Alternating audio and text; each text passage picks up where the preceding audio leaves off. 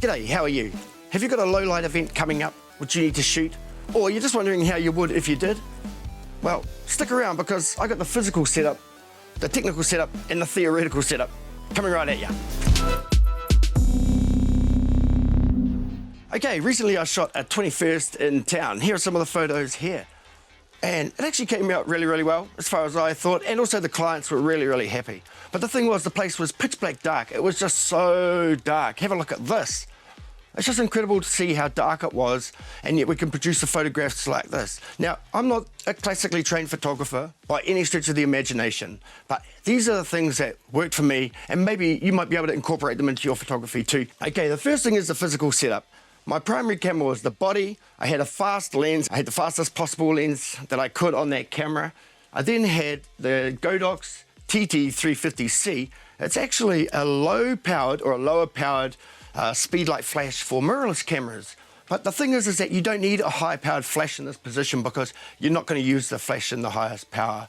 That's not going to produce the results you want. You're going to use the flash the lowest possible that you can in the situation. And then off to the side here, I had an aperture LED light, but it doesn't really matter. Whichever LED light you have in a position here, and I had it out on a magic arm from underneath the camera. Now, the great thing about this setup is that I could use the speedlight flash to illuminate the surroundings of the environment, and I didn't have to rely on it to also illuminate the subjects. Because what you find at 21st, at weddings, at any sort of events, is people just sort of materialize in front of the camera and they're ready for the shot. So you've got to be ready in all those situations. So you have to have portable, functional, flexible lighting. And that's what I'm trying to achieve with this setup here. So if people would materialize in front of me for that, I would be using the flash, bouncing it at the ceiling or at a wall to try and get some environment or get some atmosphere into the shot, and then use the LED, adjusting power visually to what I see to adjust the light cast onto the subjects. So it's basically one tool, one job. You're not trying to get one tool to do all the jobs. So from that point of view, I found that works for me. All right, so that's the physical setup. This is the actual rig that I'd be carrying at a job like the 21st. Now, in terms of the mode, it basically has to be manual. I've tried shooting in aperture priority mainly because, okay, my objectives are to always use the fastest possible aperture I can, because that's where I'm going to get my light first. Now, the bottom line with that is you're generally always going to be shooting at a fairly narrow depth of field.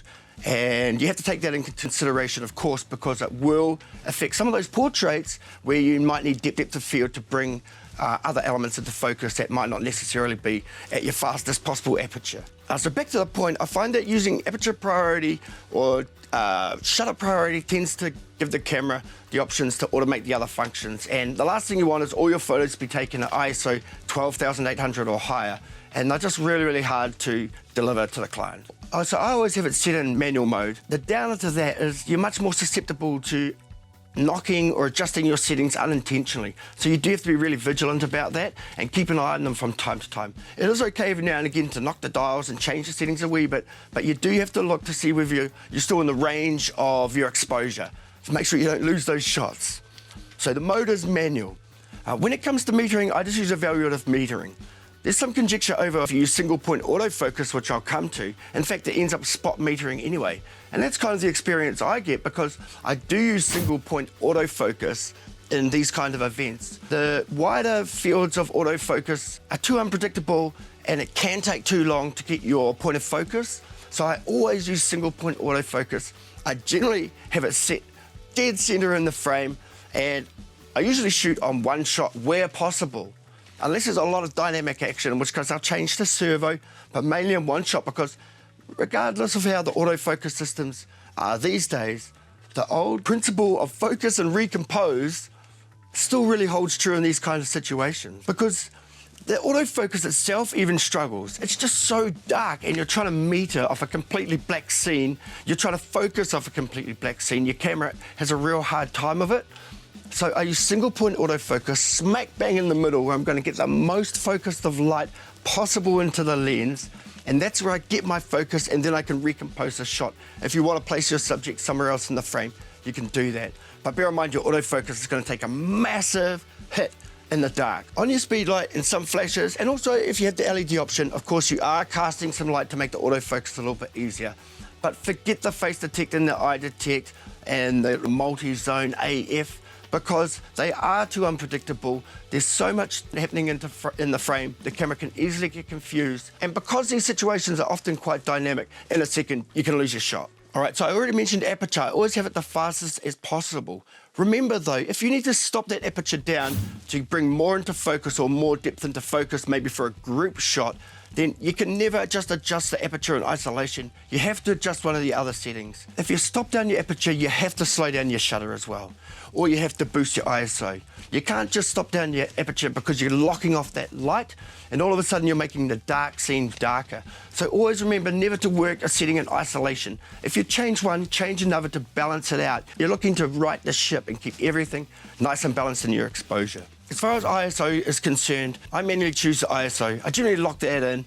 I usually start off in dark situations around about 800 and move up from there. And sometimes we're ending up at about 3,200. And from that point on, I find it's really, really hard to deliver the photos. So I just always factor I'm never going above 3,200. I know cameras these days go up to some, 512,000 ISO? Okay, mate. I mean, if you want to take photos with 512,000 ISO and try and deliver them to your client with a straight face, then by all means. But I think if you want the sharpest, most highest quality photos, you don't need to go that high in the ISO. You just need to use your other settings and work them all into a nice balance, and you can still get the exposure you're looking for, assisted with the tools that we talked about earlier. Try and use a lens with image stabilization in these low light situations, because of course the reciprocal rule, or whatever that rule is, that says your shutter speed should be 10 times or 10 halves, something around your focal length, okay? So the bottom line is if you're shooting with a 50mm, you need to be shooting a minimum of 1/50th of a second handheld. If you're shooting at 200mm, you need to be a minimum of 1/200th of a second when handheld shooting. But image stabilization in your lens and or your body, if you've got it, which I don't, but if you do, fantastic. But that adds extra stops to your equation, so you can actually slow your shutter speed down even. That's sort of part of the theoretical setup I was talking about at the beginning. But now we're getting to the technical part, which is how we go about setting up for these photographs. What I do is when I first arrive at a scene, I'm constantly half pressing the shutter button and looking at the meter on the camera. I want to meter different areas of the venue before I start shooting. But maybe not even taking a photo. You're just holding your camera here. Hang on a second. You're just holding your camera here and you're just half pressing the shutter if you've got it set to meter upon that function, and you're just checking the meter to see where you are at different parts of the room, and that way you can just start building your exposure without even putting the camera to your eye. I'm metering here, I'm thinking, okay, I can see it's low, I've got room to bring my shutter down. In these events I like to sort of go about 1/125th of a second, because anything slower than that and you start to get a lot of focus blur with people moving, and also a little bit of camera shake if the image stabilization doesn't do the trick for you. So I always start about 1/125th, and then I work up or down from there. With the image stabilization on the 35mm, I will sometimes go up to about 1/20th of a second for a shot. And I've got one here, a shot here at 1/20th. And then I basically just work with the fastest possible aperture as I can, in this case f1.8 on the 35mm, which I had the RF 35mm on the EOS R. And then from there, I bring the shutter speed into a sort of acceptable range of 1/125th to get the sharpest possible shots, right up to about 1/20th of a second, which I can afford to take shots at. And then I set the ISO from there. And I find that system works pretty well, but you have to check your settings so regularly to make sure you don't knock them or they don't change. And also just take a few seconds every now and again to review your shots.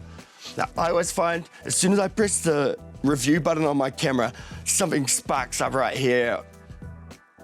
Well, not sparks up, but something kicks off right.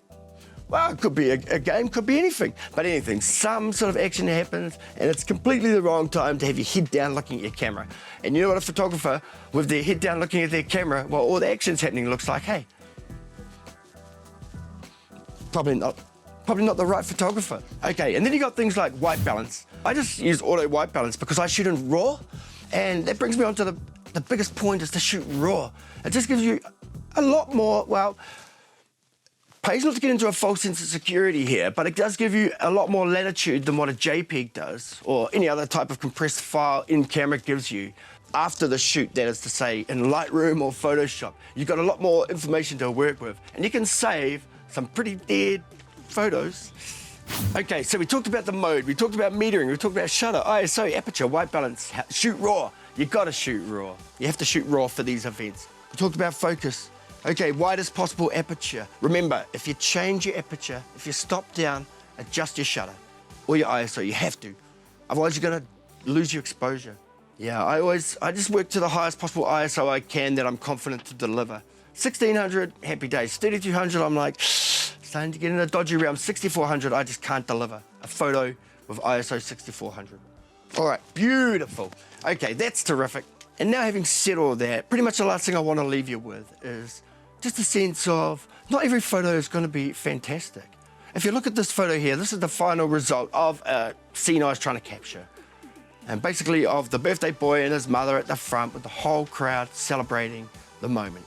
But if you have a look at this here, it's not the only photo I took of that scene. And you can see there are plenty of photographs here. And it's just a matter of getting into the spot and working the scene. Just clack, clack, clack, clack, clack, clack, clack. Okay, beautiful, that's it. That's the physical setup. It's a technical setup. It's a theoretical setup. And these are the things that have helped me in shooting low light events so far.